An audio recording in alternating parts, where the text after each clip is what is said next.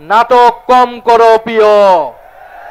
তারেক রহমানকেও বলে দিচ্ছি, নাটক কম করেন প্রিয়। শেরে বাংলা ফজলুল হকের বরিশাল, আমরা সে শেরে বাংলা ফজলুল হকের উত্তরসূরি। শেরে বাংলা ফজলুল হক এই বরিশালের সন্তান, যিনি জমিদারি প্রথার বিরুদ্ধে লড়াই সংগ্রাম করে এই বাংলার কৃষক প্রজার মুক্তি নিশ্চিত করেছিলেন, জমির অধিকার নিশ্চিত করেছিলেন। আমরা 24-এর এই তরুণ প্রজন্ম ফ্যাসিবাদী ব্যবস্থার বিরুদ্ধে লড়াই সংগ্রাম করে বাংলাদেশের নাগরিকের অধিকার নিশ্চিত করার জন্য কাজ করে যাচ্ছি।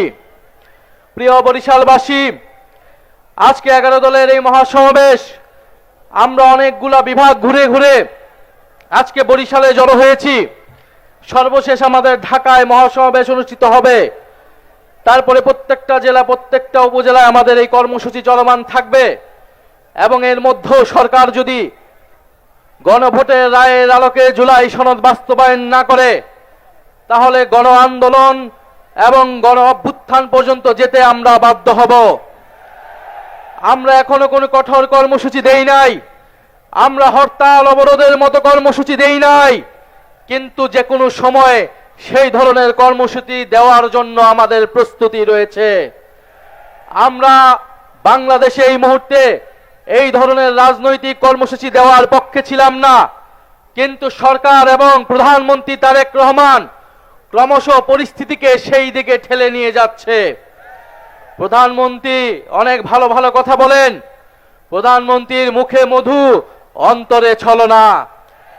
কারণ আমরা দেখলাম যেই গণভোটের পক্ষে, যেই জুলাই সনদের পক্ষে তিনি হ্যার প্রচারণা করলেন, নির্বাচনের ফলাফলের পরে 70% জনগণ গণভোটে সংস্কারের পক্ষে রায় দেওয়া সত্ত্বেও তিনি জুলাই সনদ বাস্তবায়ন করছেন না। অন্যদিকে মুখে বলে যাচ্ছেন জুলাই সনদ অক্ষরে অক্ষরে বাস্তবায়ন করব। গণ অভ্যুত্থানের সময় আমাদের একটি স্লোগান ছিল, নাটক কম করো প্রিয়। তারেক রহমানকেও বলে দিচ্ছি, নাটক কম করেন প্রিয়। বাংলাদেশের জনগণ আপনাকে ক্ষমতা দিয়েছে মানে এই নয় আপনি যা খুশি করবেন, যেরকম খুশি ছলনা প্রতারণা এদেশের জনগণের সাথে করবেন। বিএনপি গত 16 বছর গণতন্ত্রের জন্য লড়াই করেছে, কিন্তু দুঃখের বিষয় 5ই আগস্টের পর থেকে তারা গণতন্ত্রের বিপক্ষে লড়াই করে যাচ্ছে। আসল কথা হচ্ছে বিএনপি কখনোই গণতন্ত্রের পক্ষে ছিল না, তারা লড়াই করেছিল ক্ষমতার জন্য। তারা গণ অভ্যুত্থানে আমাদের সাথে কাঁধ মিলিয়েছিল ক্ষমতার জন্য, নিজেদের স্বার্থ হাসিলের জন্য।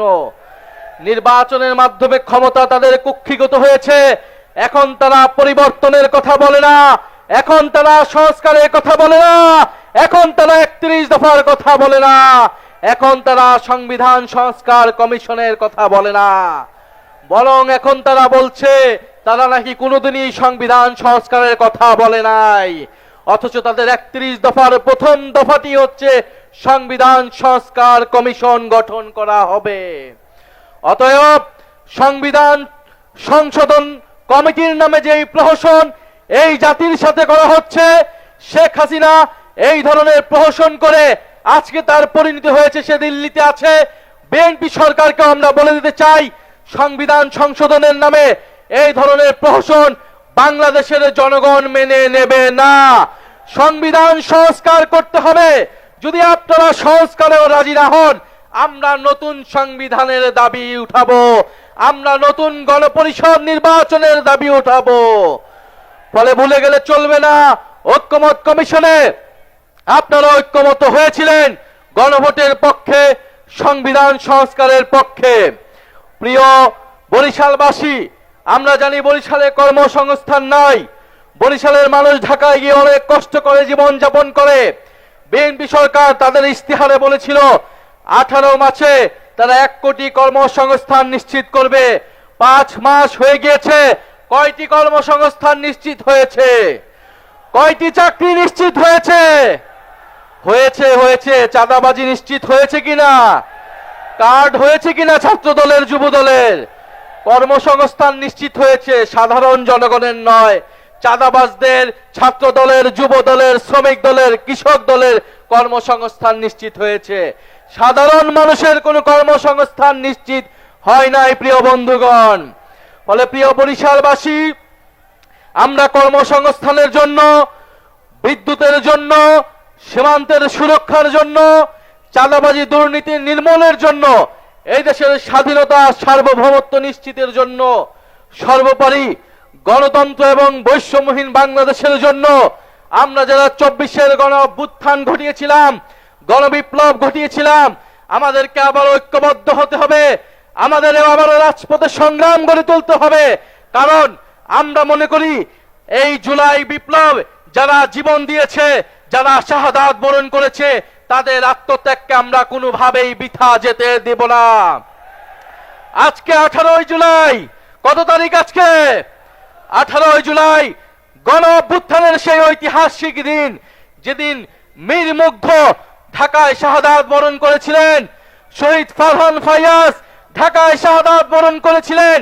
18 জুলাই শত শত ছাত্র জনতা নিহত হয়েছিলেন, আহত হয়েছিলেন। পাবলিক বিশ্ববিদ্যালয় যখন বন্ধ করে দেওয়া হয়েছিল, আমাদের প্রাইভেট বিশ্ববিদ্যালয়ের ভাই বোনেরা রাজপথে নেমে এই কোটা আন্দোলনকে গণ অভ্যুত্থান থেকে বিপ্লবে রূপান্তর করেছিল। আমরা আজকের সেই সমাবেশ থেকে আমাদের সেই প্রাইভেট বিশ্ববিদ্যালয়ের শিক্ষার্থী ভাই ও বন্ধুদের যারা শহীদ হয়েছে, যারা আহত হয়েছে, তাদেরকে আমরা শ্রদ্ধা ভরে স্মরণ করছি এবং আমরা ওয়াদা করছি আমাদের এবারের লড়াই, এবারের সংগ্রামে সংস্কারের পক্ষে, বিচার নিশ্চিতের পক্ষে আমরা সেই প্রাইভেট পাবলিক মাদ্রাসার শিক্ষার্থীদের, সেই শহীদদের আত্মত্যাগকে ধারণ করে এবারে আমাদের সফলতা আমরা অর্জন করব। জুলাই সনদ বাস্তবায়ন হবে, শেখ হাসিনা সহ গণহত্যাকারীদের বিচার নিশ্চিত হবে, দেশ থেকে দুর্নীতি বিলোপ হবে, আমাদের সীমান্তের সুরক্ষা নিশ্চিত হবে।